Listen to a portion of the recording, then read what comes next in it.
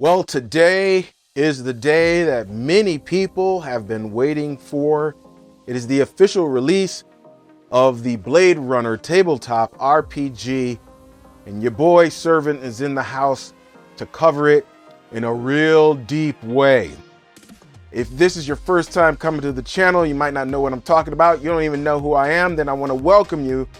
My name is Servant of Shiloh, and the place where you have stopped is RPG Elite. This is the place where we put the RP back into RPG, giving you tools, tips, tutorials, and real talk about the tabletop RPG space and culture. Today's video is going to be a little long. Might want to go grab a drink, get some snacks, push the watch button to watch later, or you just may want to skip around, and that's cool too, because we got video chapters below for you to make life a little easier for you to digest this stuff. Well, Blade Runner is here, and according to Free League Publishing, who put out the game, it is one of the most, if not the most, anticipated tabletop RPG of 2022. See, I didn't even know that. You had a Kickstarter for it and everything. Totally skipped it. And I'll tell you why in a second. Now, I did not know anything about Blade Runner in terms of the movie or the lore or anything, because I never watched it. It's not like I didn't know about it, I just never watched it. So I had to go and actually watch it because I thought it'd be good for me to know a little something. I'm about to make a video about it. So back in 1982, Ridley Scott came out with the original Blade Runner. And it starred Harrison Ford, Daryl Hannah, Rutger Hauer, and some other names that you might be familiar with. But then there was a long hiatus. In 2017, it was not reborn, but a sequel was created, and that sequel was Blade Runner 2049. Blade Runner is this dystopian sci-fi noir story, and a lot of people think that this is Ridley Scott's best work, his best movie. And so I was going, okay, what's the big hubbub, bub? What's the deal?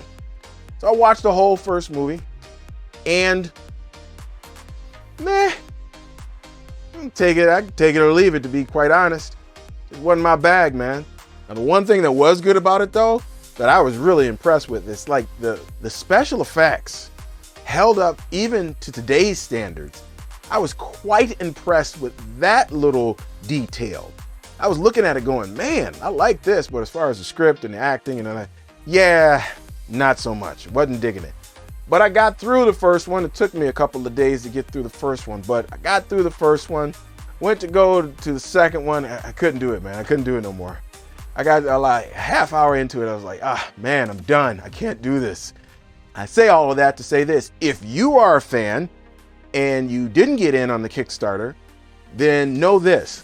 The lore from both movies is in the game. So they take from both of them and connect them together because both of them are connected in terms of lore. Now, what kind of game is this? So if you're into getting loot all the time and getting the best and min-maxing and all the rest of that, okay, this game is not for you. It's not for you. This game is not real combat heavy not for you. This game is what I would call one for thinkers. This game is for those who may want to explore a little bit of philosophy, maybe ethics, morality. This is one that is for people who want to do a little bit more than just laugh all the time, and say all kinds of profane things out of their mouths while they're doing it and think everything is funny, This is not that kind of game. Now, I guess you could run it like that, but the basic tone of it, that's not it at all.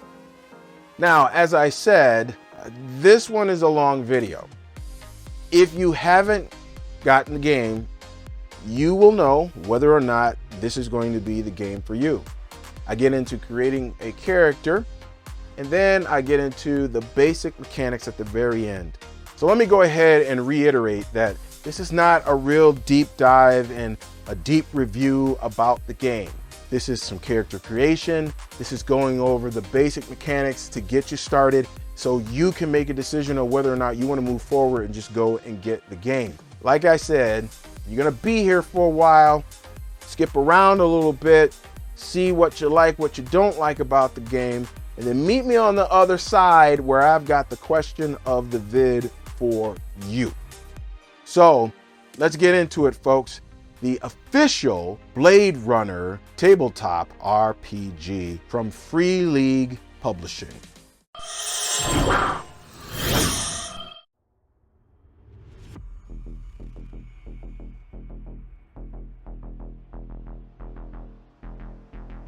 All right, so here we are in Foundry, and I have made up my own character sheet for this video alone, but Free League has their own official Foundry VTT system for Blade Runner already made up. You can go to their website and get it. It's for like $24 and change in US dollars.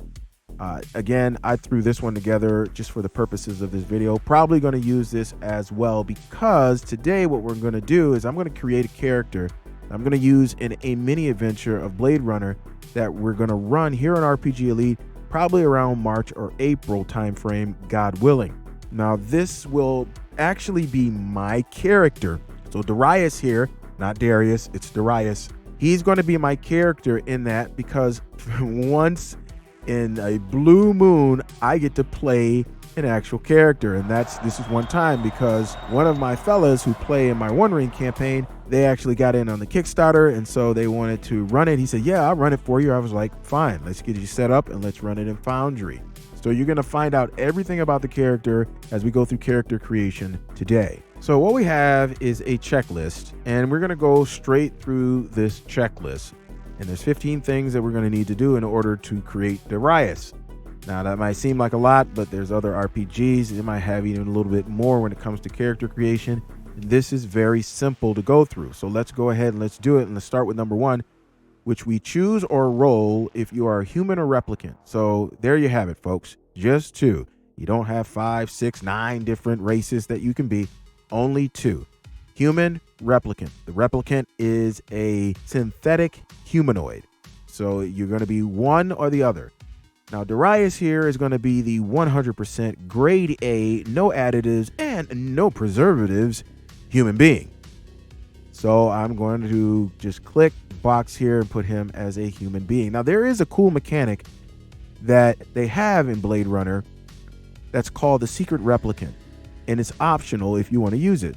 It's more for story than anything. Pretty cool. And they got it actually from the movie. There was a character in the original Blade Runner whose name was Rachel. She thought that she was a human, but it turned out that she was not. She was a replicant, and she had been implanted with false memories. And that had been done by her creator, who was the head of the Tyrell Corporation. This is a play on that. So what you can do in the game is, if you want to, again, this is optional, you can have the GM roll 1d6, but they're going to roll it secretly. The GM is going to note whether or not it comes up as a 6 or not. If it comes up as a 6, you are a secret replicant who thinks they are human. So how you guys will play that out in the story is going to be totally up to you, but it would be pretty cool if that is the case. Or he can hint at it and then you find out you really are a human. So that adds this bit of mystery to it. But Darius, 100% grade A human being, and I'm not going to choose that option. So we're going to move on. So the next one is number 2. We're going to choose or roll for your Blade Runner archetype. Now, I am going to choose, because I've looked through them. Now, there's 7 different archetypes. Each one of the beings have an archetype that is unique to them alone. For the human, it's called the city speaker, and for the replicant, it's called the doxy. Even if you don't roll on the table here, you still cannot be a doxy if you are a human, or you cannot be a city speaker if you are a replicant. Those are exclusive to whatever being that you choose. Now, for me, I've already chosen which one I'm going to be in terms of archetype. That is going to be an analyst. Oh yeah, that's right. And we're going to give him a nickname too. Now the nickname was something that's specific to my character sheet. It's not actually in the role-playing game. I'm going to call him DK. Oops, where is it at? It didn't get in there. There we go. His name's DK. Just his initials. Sounds cool. Now let's go ahead and look at how many years Darius has been on the force. So if we look at the table here, you can roll again or choose how many years that your character have been on the force. Now for me in particular, I'm going to choose veteran. So he's been on about 9 years or so. I'm saying that. So if we go across the line here, we can see that this is going to affect how we create the character when it comes to attributes, his skills, his specialties, promotion points, and his Chinyen points. So we'll be coming back to this table often, but we're just going to do pull down menu right here, put them right on vet, and that makes that one rather simple. Now, replicants can only be a rookie because replicants don't exist that long and they come out the womb full grown, pretty much, so to speak. So they all start at rookie. Next, we're going to go and figure out our attributes, and that's going to take a little bit because we're going to have to go back and forth here. So let's go with figuring out what attributes are. So you have actually 4 attributes in Blade Runner. You have strength and agility, which are your physical attributes. You have your intelligence and empathy. Those are your mental attributes. Everything is tied to your attributes. Now, if you remember, and we'll go back to how many years that Darius has been on the force, remember he had 2 points to distribute between his attributes. But as you can see here, we have these different things called ratings and base die. So how do we add points to something that's the letter? Very simple. It goes from A, B, C to D, and that's it. If you want to go up and increase it, then you would go up or down, basically, in the alphabet. So for example, if you wanted to increase this hand-to-hand, you would go to C, and that would be 1 point that you would add to it. So that's how that works. Each letter has a designation, and that designation is a certain die. So D is a die 6, C is a die 8, B is a die 10, and A is a die 12. They all correspond like that everywhere, skills and attributes together. So since he only has 2 points to distribute, and we also have to look at his archetype details. So let's go back there and look at that. Now you can see here that it has key attributes, and my key attribute is intelligence, and I've already gone ahead and pre-populated this so I can just explain it to you. So I have to have at least a B in my intelligence for an analyst. If I'm going to be an analyst, I have to have a B in my key attribute. So I've already put that there. So 1 of my points is automatically spent before I actually get a chance to spend it. So I only have 1 point left to spend in my attributes, and I went ahead and put that in my agility. Now attributes start at C.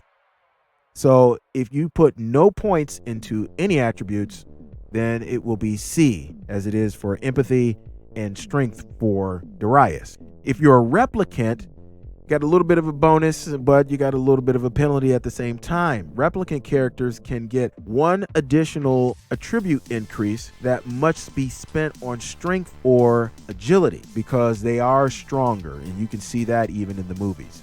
You can also take one that's at C and take it down to D and then raise another one. So if I really wanted to raise my intelligence all the way up to A, I can take my strength down to D and then take my intelligence up to A. I'm not going to do that. I'm going to keep everything the way that it is right here because it's nice and tidy. So that'll do it for my starting attributes. Next on the list is to calculate health and resolve.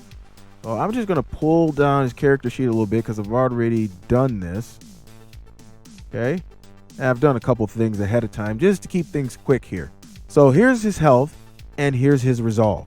Health is health for your body, so that's physical, and resolve is for mental. So in order to get your health, you take your physical attributes of strength and agility and the base die amount and add them together. So the base die for B is 10 and the base die for C is actually 8. Put that up there. There we go. All right. So now you're going to take these two, you're going to add them together. That is an 18. And then you are going to divide that by 4. So it's actually going to be 5 because you're going to round up.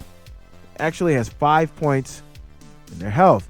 And for resolve, now this resolve is because it's already been calculated at 5 and 5, just like the strength and agility, because they're the same, right? They're just switched around. So that's a pretty good starting point. He's pretty good when it comes to that. Not bad. So naturally, after attributes are skills. Now, skills start at D instead of C. Attributes start at C, but skills start at D. D means that you're untrained. C means that you're a novice, which is average. And once you go all the way up to A, it's elite. Of course it's elite, because it's RPG elite. Okay, I'm going off here just a little bit. Now, if we go back to how many years Darius has been on the force as a veteran, he's going to get 12 points to distribute among his skills. Now, I've already gone ahead and did that so we can save time here, but let me show you what I did. So I put 1 in my stamina just because I didn't want to be too weak in that department. Put 1 in my firearms, put 2 in my mobility. The boy can move. Now, he can move. He might be a little older, but the boy can still move. Understand what I'm saying? I put 1 in medical, 2 in observation, actually, and no, actually I put 3 in observation and 2 in my tech.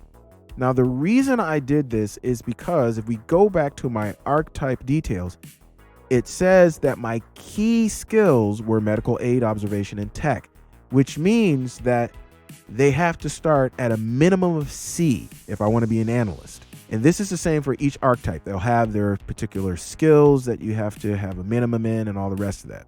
I had to put those up. At least my medical aid had to go up by 1. And then I put my insight, put some in insight over here. And that was it. Now, just something to keep in mind. I have this here, driving, under intelligence. Driving is actually not under intelligence. It is by itself because it's something that you don't actually add to your character per se. It's something that you add to like the vehicle to control the vehicle. So it's not the same. So I know this might be confusing for some who are looking at it. Just ignore this. It should have been put in someplace separate, but I didn't have any place else to put it. And I needed to make the video. So driving is something totally separate. It's not under intelligence. So all of my skills have been done. Got those in place. We move on to the next one. So next on the list is to choose or roll for your starting specialties. Now, if you go to your archetype details, it has a couple of the specialties there. And when you go back to how many years you've been on the force, you can see that I have 2 as a veteran. I went to page 65 in the PDF and looked at all of the other specialties which they have, and I chose 2 that I thought fit him better. So I didn't roll for mine, I actually chose him. This is what I chose. I chose Hardened. It says your maximum resolve score is increased by 1. You can take this specialty up to 3 times. Awesome sauce. I only have 2 specialties, but I am going to take my resolve up. So that's going to take my resolve up to 6. Dude, that is really good. That's pretty darn good. You can't beat that with a stick. And the next one I chose was Scientist, I'm an analyst. Come on now. But it says you get an advantage to all tech or medical aid roles when making an assessment of any sort that requires knowledge of physics, biology, geology, forensics, or any other natural science. There we go. Specialties have been chosen. All right, now we're going to get to what I believe is a very interesting part of the character creation process, and this is designing your key memory. So your key memory is that memory that helps to shape you and who your character is. So how we do that is we're going to roll. Now you could choose the table that you're going to roll on, or you can choose from the table that you're rolling on, but you have to do it for 5 tables, and most of these tables have 12 choices. So I want to make this quick, so I'm just going to roll on these, and we're just going to go right through them and roll, and we're going to see what happens. And I think there's a challenge with that too, because it helps for you to create this story in your mind in terms of how this all meshed together. So the first thing that we're going to do is we're going to roll on table 1, which talks about when did it happen. So when did this memory happen in Darius's life? I only have to roll a d6 for that. So let's come back over here. Let's roll. And it's a 3. When you were a young teen, the event defined your view of the adult world. Okay, so I am going to mark that down, and I'm just going to mark the numbers down. And this is what you can do too. You can mark the numbers down of what table, right? And you can put them together in story form later on to table 2. And we're going to find out where did it happen. Okay, let's roll that. And that is a 12-sider, right? So let's do this. 12. Somewhere in the off-world colonies. All right, so I'll just mark that down for my own sake. We move on to table number 3, which is another 12-sided die. See how this pans out here. 8. A throng of faceless people. That's interesting. Okay, let's go to table number 4 here. Again, this is your key memory. I'm trying to see how all of this will mesh together. And that was, that last one was who was there? Who was there? So for this table 4, it is what happened. Let's find out what happened. 12 again. He witnessed a miracle. Oh man, you gotta love that. We have one more table to roll on. That's what happened.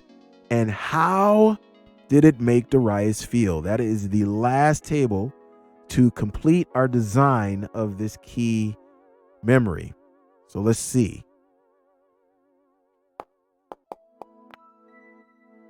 So 1, hopeful. Now you guys just saw this. You just saw me roll this now. So I have to put together a story from all of these elements for this key memory. So now, what is a key memory for? Well, key memories are for you to use during your session, and you can use it once per session, and you can improve your chance to succeed at something.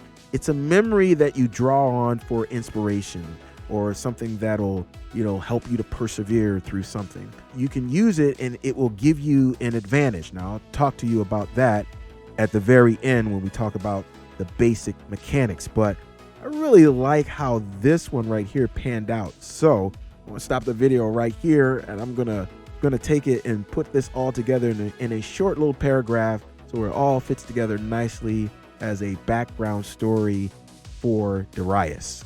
All right, so I've really had a lot of fun with that. And I've got another one that I'm going to have some fun with called the key relationship. Now, this is primarily used by the game runner, what they're called. The GMs are called game runners in Blade Runner.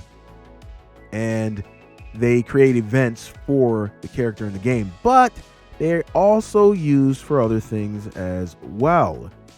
You have one key relationship that you can use in the game, and it could be for somebody that's alive or dead or fictitious, just somebody important that has shaped who you are. What you can do is you can interact with that key relationship during a session And what it will do is it will earn you what's called humanity points. And we'll get to that towards the end of our character creation here. And those are like the bread and butter of the game. So in order to make a key relationship, of course, we've got some more tables that we need to roll on. We've got 3 main tables we need to roll a 12-sided die on. So let's see about what happens here. Now, again, you could choose these and kind of go through all of them and pick them and whatever. If you see something, you can choose them. But for me, I just like to have that random element for things like this just to see what I could come up with. So let's see on the first table here, who is it? So I'm rolling a 12-sider right here. Whoops, that's a 4. Uh-oh, forgot that. Okay, here we go. 3, a child. All right. On the next table, it's what's our relationship like? Let's see. Inquiring minds want to know. It is passionate. Okay. All right. And let's go with the third table where we find out what's going on with this relationship. Number 4, they want you to quit your job. Oh, I have a story already. So let me go ahead. I am again going to pause the video so I can go ahead and just write out a little small paragraph here, and then I'll come back. Okay, so next on the list is getting issued your standard equipment. Now you get 4 pieces of gear that everyone begins with as a Blade Runner. First, your badge. Okay, that's just bare bones. That'll get you into any place just about. Pretty important piece of equipment right here. It has a barcode on it that can scan and all kinds of cool things. So your badge is numero uno. Next on that is what's called a knowledge integration assistant. This thing can do so many things. I'm not going to go through the description or anything, but this is kind of like your all-purpose piece of tech gear. This right here, you don't want to leave behind. You don't want to get it broken. It's bio-locked to your character specifically, and it can do all kinds of things. Hooked up directly to the LAPD mainframe, so it's got this data link just about anywhere in the city. It's dope, y'all. This is a piece of equipment that you will be using a lot. It can do like crime scene scans and all the rest of this stuff. So your knowledge integration assistant, KIA or Kia, and we ain't talking about the car, y'all. We talk this is way better than the car. Understand what I'm saying? Next on the list is your blaster or your weapon. It's going to be a blaster or a subcompact 357. There are 2 kinds of blasters you can have. You can have the PKD FKM 890, or you can have the PKD 5223. Either one, it's up to you which one you want to choose. There are other weapons that you can get later on in the campaign, but these are the ones that you get to choose from. Cool thing about these is that they take different kinds of ammo with different kinds of effects. So the PKD 5223 takes 3 different kinds of ammo, while the PKD FKM 890 takes 2. Now the 890 is the one that is the most recent, while the 5223 is from back in the Dizzy. Totally subjective which one you want, whether or not your gun runner is going to allow you to have all the different kinds of ammo, or you just have one different kind of ammo and you have to requisition the others with things like promotion points, which we will get into in a second. Who knows? It's up to them. And the last piece of gear that you get, it's the biggie, and it is big, like in size. It's an LAPD 2902 spinner. A spinner is a vehicle. Yes, you get your own special detective vehicle. Getting from point A to point B, don't have to worry about it because you have your own vehicle. So those are the 4 pieces of gear that you are issued as a Blade Runner. And you should be good to go for your first case after you get all of those. So here we're going to choose our signature item. Now, a signature item is something small, something of sentimental value that the character has. and by interacting with it in some way, shape, or form during the game session, then they're going to immediately recover a point of stress, which is any kind of mental stress that they go through during the session. So you can either roll on the table or you can choose one. Now, in this situation right here, I am going to choose one, and I'm going to choose number 7. Number 7 is a dog tag. A dog tag belonged to Darius's brother, the one who died in the ship crash. Myra is his biological daughter. So there was a lot of pain, not only for Myra, but also for Darius as well. What they did find in the wreckage was his brother's dog tag. And so he uses that as an inspiration to keep doing what he's doing. I'm going to write that. Let me move this over. And where is that at? Is it under my personal? Yes, it is. I'm going to put brother's dog tag. And now we're also going to go and determine the Chinyen, which is the currency, the Chinyen. And so Chinyen is just when you want to make a major purchase, that is when you spend Chinyen. It's not for things like a drink at a bar or, going to the store to buy. It's not for small purchases. Only for large purchases is when you spend Chinyen. In order to find out how many Chinyen he gets, I'm going to have to go back to my archetype details and look and see what die I roll. And it looks like I get to roll 1d8. So let's go ahead and roll 1d8. Hey, 7. And also, if we go back to his veteran status, as far as how long he's been on the force, he gets an extra one for being on the force as long as he's been. So he has 8 Chinyen. Not bad. That's pretty darn good, folks. Now, though it's not actually on the checklist here, I just checked that. It's not here, but it's something that you do need to do for your character. You need to roll for your promotion points. Now, promotion points you can use for various things. You can use them for the big one, in my eyes, which is to get a new specialty.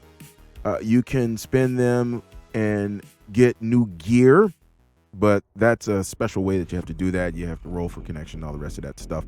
And I'm not going to talk about that. You have to get the game for that one, but that's one way that you could use the promotion points, or you can use them to try to get more Chinyen. And Chinyen, folks, that's the Skrilla in Blade Runner. That's the Monet when you want to make major purchases. So, depending on your situation, you might want to use your promo points in one of these 3 different ways. And so back on the Years on the Force, if you remember, it had a die that you would roll to get the promo points, your starting promo points. And for Darius, since he is a veteran, he is going to roll 1d8. So let's see what he gets. 1 point. Good googly moogly. He used up all his points, or I don't know what's up. So I'm going to go down here to promotions, and I'm just going to give him 1 point. Man, that's jacked up. Oh, well, it is what it is. We'll see what happens during the gameplay, right? Right. Now, there's another one called humanity points, and you get humanity points for doing things like acts of compassion, maybe acts of virtue, things like that. And they are the currency of increasing your skills. It's the only thing that you can use humanity points for. You go over here. It's very simple how it works as far as raising your skill and humanity points. So if you want to raise it from D to C, it's 5 points. From C to B, it's 10 points. And from B to A, it's 15 points. And that's it, which means it might take you a little while to raise any of these, depending on how high they are. Maybe fast for the ones who are lower, obviously, which is for all our tabletop RPGs. But as you get up higher to the A category, it's going to take you a little while. All right, so we have only a couple other things to do. Now, you're supposed to either roll for your appearance or roll for your name, and that would be on your archetype details But I mean, who's going to do that? I mean, some people do it if they really don't have any idea and they just want to try to play the game. I guess you could do it like that. Just roll it. I am not going to do that. You guys knew I came prepared, had his name and has a picture of him. So we're not going to even mess with that. We're just going to mess with the last thing which needs to be done, which is finding out where he lives, his home. And there is, of course, a table for that.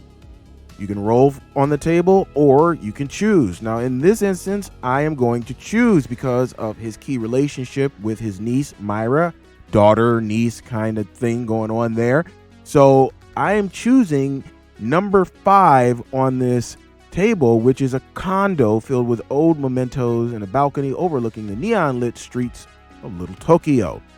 That is what he's going to choose, specifically more for Myra than for himself. He could have probably been fine anywhere, but since he has his little girl, he wants a place that's going to be relatively comfortable for her to grow up. And after we get done with our home here, it would appear that we are good to go, and Darius is ready to get right back out into LA as a Blade Runner. So now we're going to get into the basic mechanics. How do you do stuff in Blade Runner? It's really simple. I'm going to teach you 3 things that'll probably get you through 99% of the game. Now, there's going to be some special situations with other stuff, but I'm going to teach you the bare bones basics when it comes to the main mechanic. And then I'm going to teach you 2 others that you probably will be using a lot as well. So let's get down to the basics right now. So let's say I want to make an observation check. So I'll go down here to my observation. And what would I need to do? Well, the first thing I need to do is to look at the base die that's tied to my observation. So my rating is A, so I have a base die of 12. But not only do I get that to roll, but I also have to tie that to the attribute it's underneath. So for this one, it would be my intelligence, and that would be a B, which is a D10. That's it. That's all you get to roll right there. My D12 and my D10. But the question is, what do you need to get for success? You need to have a 6 or higher on either one of those die. So let's see if I can get a 6 or higher with a D12 and a D10. Oh yeah, you got the double threat there. So let me explain what just happened here. So all you need is 1 6 or higher in order to have a success. However, if you get more, then you have a critical success, and that's a good thing, folks. Now, it's not always going to apply. It may just mean you did something with finesse. In combat, it means you do more damage, but it's never bad to see both of the dice go over the number 6. I hit it out of the park. Critical success. First try, y'all. Another thing to note is if you roll a 10 or higher on a 10-sided die, or a 12-sided die, it will count as 2 successes, which means you will automatically get a critical success. So that's kind of dope as well. All right, so let's say I want to do something, and I'm going to try to fail on this one. So let me take something that's low. Let me go ahead and try a force. So force is when you're trying to break something, let's say he's trying to break down a door that's, reinforced. Okay, so if he's trying to break down a door that's reinforced, he's going to have a 6 or higher, and it might be at a disadvantage, but I'm not going to get into that right now. Let's just say the door is just lightly barricaded. So he's going to need a D6 because he has a D in his force, and he has it tied to his strength, and that means a C of a D8. So he's going to need a 6 or higher in either one of these. So let's see what happens. Oh, wow. Well, he succeeded. But if he had not succeeded, would not have been a big thing if he hadn't succeeded. But let's say he didn't succeed. Then you have the option of pushing your roll. Now, if you want to push your roll, that means you can re-roll 1 or both of your base die. However, there's a catch. If you roll a 1 at any time, even with this original roll, then you're going to take damage. If it is a physical roll for strength or agility or any of the skills underneath, you take 1 point of physical damage. If it's for intelligence or empathy or any of those skills, it will be 1 point of stress or 1 point to your resolve. Let's say I'm pushing this roll now. I'm going to push this roll. I'm going to do the same thing again, D6, D8, and we'll just say that the 8 right there that I rolled was a 3, okay? I'm going to push the roll, so I'm going to try to make it, and let's see what happens. Oh, wow, I made it. So no stress and no mess on that. Now, something to keep in mind when pushing your rolls is it matters what kind of being you are. If you are human, you can only push a roll one time and that's it. And you have to keep the results of your second roll. So you don't mix and match here. It's push it and keep the roll. If you're a replicant, you can push the die twice. That's cool. However, if you roll a 1 at any time, you will take damage, but your damage always, even if you're doing something physical, it always will go to your mental resolve. The only other thing that you will probably do, and your GM will probably tell you, is rolling with advantage or disadvantage. So let's go back to that observation roll I just did. And let's say I was rolling with advantage. Then I would take the lowest base die and I would add another one equal to it.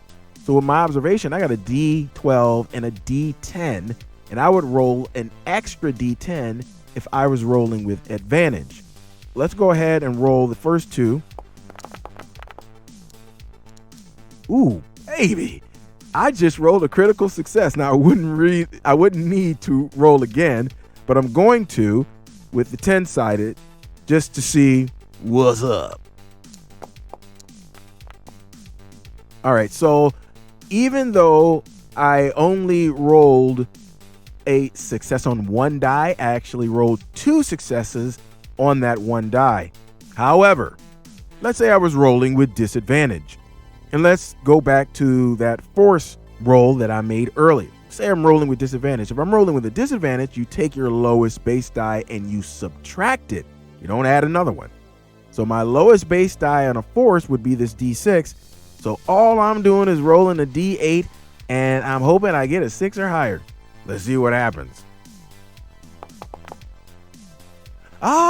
Yeah, well, that didn't work out so well. And if I decided that I wanted to push that, which I would not, then I would take damage automatically because my original roll here is a 1. So that's all you need to know. 99% is right there in those basic mechanics. And now you're ready to play in the dystopian sci-fi noir tabletop RPG, Blade Runner. So there it is, the basics of Blade Runner tabletop RPG. Now, let me give you my take on it so far, because again, I can't really give you a full review. I haven't played it yet, and I won't be playing it for a few months. But so far, it's mostly positive. I love the key memories and key relationship thing. I love that. Love that mechanic. Love the secret replicant option. Now that's cool. I just think that's real cool because it relates directly to the movie. So that was good. I got to give it kudos whoever put that in there because that was dope. Got to give you that. Overall, I like the fact that they are using polyhedral dice. So they're not just using one kind of die, they're using polyhedral dice. And they're using them in a way that's simple though, so it's not overwhelming. So I like that mechanic. And it's a simple, basic mechanic for the game. One base die for your attribute and one base die for your skill. Pretty much it, unless you're rolling with advantage or anything like that. You can push rolls. You can push rolls on a regular basis depending on how you roll. If you've got a bad night though, maybe you might not want to do that. About the only thing that I can say negative so far is the archetypes. I've never really been into heavy archetypes like that.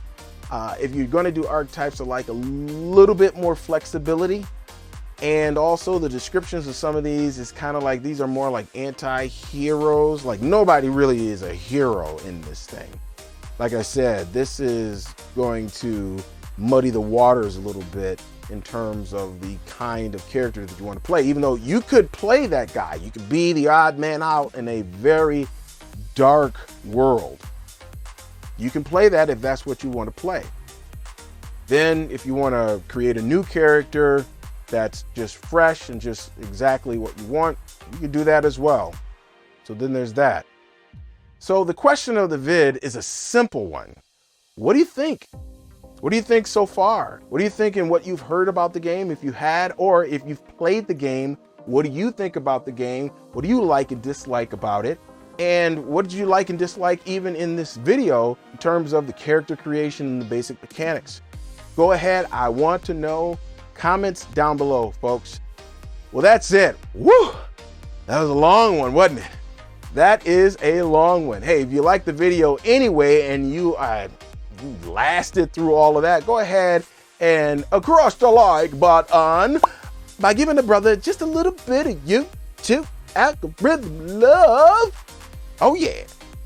And hey, if you want to stick around, because I've got plenty, I come out with videos on Tuesdays and Fridays. For those of you who don't know, go ahead and hit that subscribe button and you can tap it in for that notification bell as well. That's going to do it for me, folks. Man, I'm just exhausted from making that video. I'm getting ready to get on up and out of here. A brother is going to... So exit, stage left. Happy gaming, folks. If you've got a game this weekend, and hey, here's a video, a little shorter. This one's a little shorter if you want another video on another game. But me, I'm going to get on out of here, and I will be back next week, God willing. So peace. 5,000 leets. I'm outie.